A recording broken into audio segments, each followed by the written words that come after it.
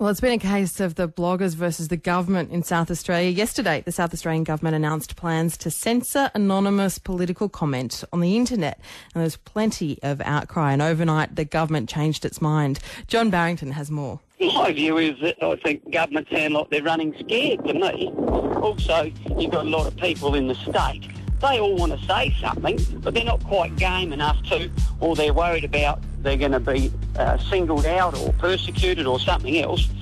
And it smells very much like fascism. That's one of many talkback callers on ABC local radio in Adelaide yesterday, speaking against a decision by Attorney-General Michael Atkinson to amend the state's Electoral Act. The change meant you could no longer post an election comment on a public website unless you gave your full name and postcode, even if it was Facebook or Twitter. Everyone says, oh, if you haven't got the guts. Well, maybe, a bit like under Thatcher's regime, we're getting a little afraid. Not all the talkback calls were negative, but the public response was so big that it forced the government to backflip on the laws late last night.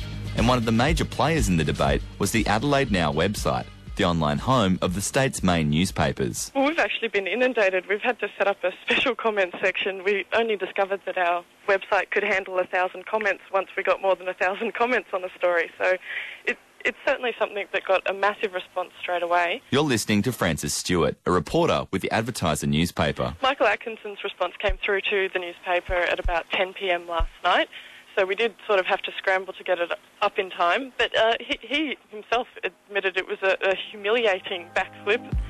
And in fact, the laws themselves have already been passed and in fact passed without any opposition from other parties.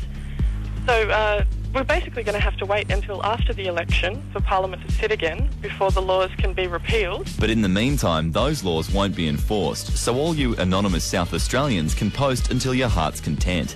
And the masses of comments are unlikely to dry up, with the Attorney-General facing heat over another censorship issue.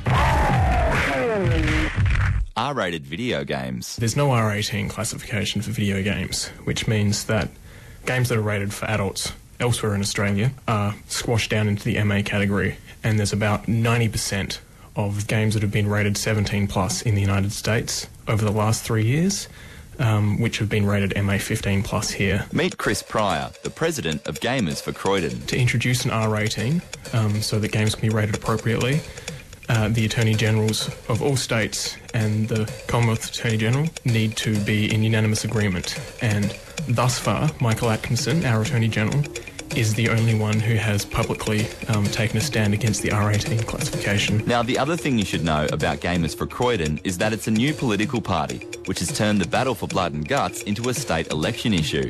Chris is running for the South Australian Legislative Council, and the group also has a local candidate going for the seat of Croydon, which is of course held by the Attorney-General. We're wanting to put pressure on him, ideally get him out of his seat of Croydon so that, he can't be Attorney-General anymore. But failing that, just increasing awareness of the issue, putting political and public pressure on him so that it simply becomes a politically untenable position for him to hold. Not everyone wants R18 games to come to Australia, and many believe that gory decapitations and interactive sex can have a pretty negative effect on a person's mind. But Chris says an R rating would move many games that are now rated MA further out of the reach of children and put far more choice into the hands of parents. People don't have to play any video games. They don't have to watch film. They don't have to listen to music or play sport. It's a matter of choice. And while it may not be to some people's taste, and personally there are some games that I would choose not to play that might come in under an R18 classification, but that's not the issue. It's not the government's place to decide for us what we're allowed to do in our spare time. That's Chris Pryor from Gamers4Croydon ending that report from John Barrington. Well, as you just heard, there are a lot of people sweating on the South Australian Attorney-General's capacity to do a backflip, and they got an interesting view of form this week. The South Australian Attorney-General, Michael Atkinson, says games could maybe get one too, but not until after the South Australian election, if at all. I think the debate on R18 plus has been very entrenched. There's been some pretty unpleasant tactics by some rogue elements of the R18 plus gamers, threatening note stuck under my door after 2 o'clock in the morning, subscribing me without my consent to US government agency press releases and just threatening and abusive emails telling me that I'm a pedophile because I don't support the R18 plus games.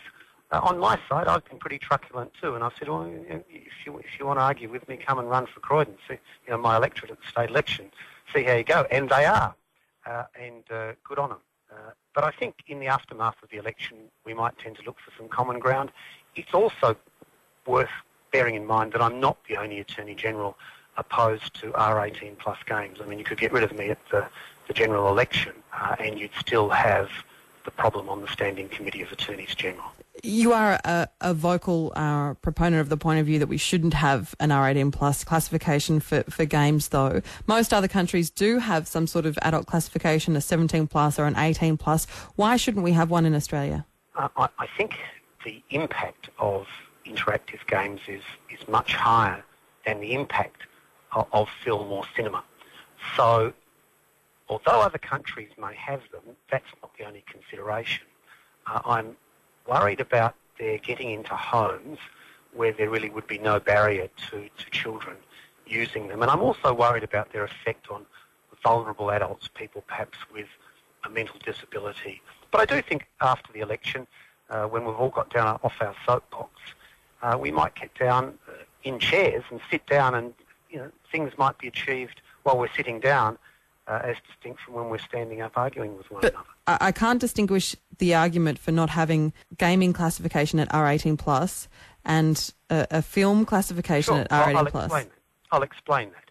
One could sit in a cinema and watch a film in which one of the protagonists raped a mother and child, or one could sit in a cinema and watch a film in which people were beheaded. In fact, lots of people were beheaded and disemboweled and their skin ripped off. One could watch that passively and perhaps even be harmed by it psychically, but it wouldn't have as big an impact, in my opinion, as actually doing it yourself on the screen, albeit in a virtual world. No, but that's not the same argument, is it? I mean, as an Attorney-General, you and the other Attorneys-General get to decide what should constitute an R18 plus classification. I think there may be some compromise around having a differently defined R18 plus classification for interactive games than the one for film or cinema. I still do think there are some games that are so repellent, so repulsive, so disgusting that they should be refused classification. Now, not having an R18 plus category pro-crustian or line of sight brutal method of doing it, but another method would be to redefine R18 plus for interactive games. And I think these things can be done in a calmer climate. So let's just wait until after the election. That's the South Australian Attorney-General, Michael Atkinson, there talking about his views on the potential for R18 plus classifications for games. There is a discussion paper out on this topic at the moment that anyone can write their submissions on too.